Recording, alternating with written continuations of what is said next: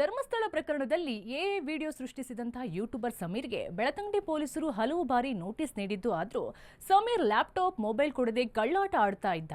ಆದ್ದರಿಂದ ಕೋರ್ಟ್ನಿಂದ search warrant ಪಡೆದು ಬನ್ನೇರುಘಟ್ಟದ ಬಳಿಯ ಯೂಟ್ಯೂಬರ್ ನಿವಾಸಕ್ಕೆ ಲಗ್ಗೆ ಇಟ್ಟು ತಲಾಶನ ನಡೆಸಿದ್ದಾರೆ.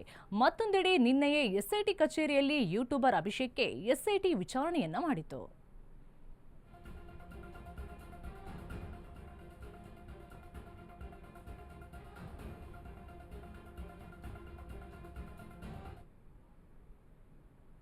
ಧರ್ಮಸ್ಥಳ ಷಡ್ಯಂತ್ರ ಮಾಡಿದ್ದ ಬುರುಡೆ ಗ್ಯಾಂಗ್ನ ಜಯಂತ್ಗೆ ಎಸ್ಐಟಿ ಅಧಿಕಾರಿಗಳು ವಿಚಾರಣೆಗೆ ಹಾಜರಾಗುವಂತೆ ಬುಲಾವ್ ನೀಡಿತ್ತು. ಆದ್ದರಿಂದ ಇಂದು ಜಯಂತ್ ಮಹೇಶ್ ತಿಮ್ಮರೋಡಿ ಕಾರ್ನಲ್ಲಿ ಬೆಳತಂಗಡಿಯಲ್ಲಿರುವಂತಹ ಎಸ್ಐಟಿ ಕಚೇರಿಯಲ್ಲಿ ವಿಚಾರಣೆಗೆ ಹಾಜರಾದರು.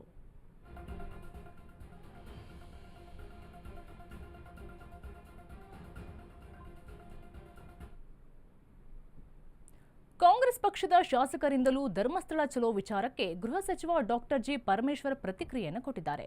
ಬೆಂಗಳೂರಿನಲ್ಲಿ ಮಾತನಾಡಿದ ಅವರು, ಬಿಜೆಪಿ ಜೆಡಿಎಸ್ ಆಗಲಿ ನಮ್ಮ ಕಾಂಗ್ರೆಸ್ ಪಕ್ಷದವರೇ ಆಗಲಿ ಈ ರೀತಿಯಲ್ಲಿ ಹೋಗುವುದು ಸರಿಯಲ್ಲ. ಈ ಬೆಳವಣಿಗೆ ಆದ ಮೇಲೆ ಹೋದರೆ ಅನ್ನು ಪ್ರಶ್ನೆ ಮಾಡ್ತೇವೆ. ಜೆಡಿಎಸ್ ಬಿಜೆಪಿಗರು ಹೋಗಿಲ್ಲ ಅಂದಿದ್ರೆ ಕಾಂಗ್ರೆಸ್ಸಿಗರು ಹೋಗ್ತಿರ್ಲಿಲ್ಲ. ಇವರು ಧರ್ಮಸ್ಥಳದ ಕಳಂಕ ತೊಳೆಯೋದಕ್ಕೆ ಹೋಗ್ತಾರೋ ಇವರ ಕಳಂಕ ತೊಳೆಯೋದಕ್ಕೆ ಹೋಗ್ತಾರೋ ಗೊತ್ತಿಲ್ಲ. ಮಂಜುನಾಥನ ದರ್ಶನಕ್ಕೆ ಹೋಗುವವರ ಬಗ್ಗೆ ಅಡಚಣೆ ಇಲ್ಲ ಎಂದು ಹೇಳಿದರು.